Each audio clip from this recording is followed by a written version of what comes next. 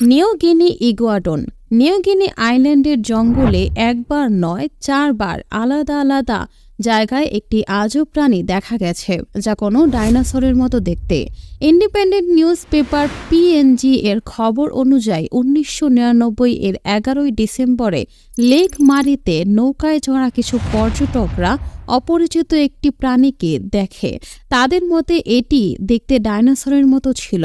এর পরের দিনই একটি চার্চের এক পাদ্রী তার কোনো সঙ্গীকে নিয়ে জঙ্গলে এমন একটি প্রাণী দেখে। সে বলে যে এটি এত বড় ছিল যত বড় একটি ট্রাক হয়। সে তার ২ পায়ে দাঁড়িয়ে গাছের পাতা খাচ্ছিল। এর পায়ের পাতা নারকেল গাছের মতো মোটা এবং দাঁত মানুষের আঙুলের সমান ছিল।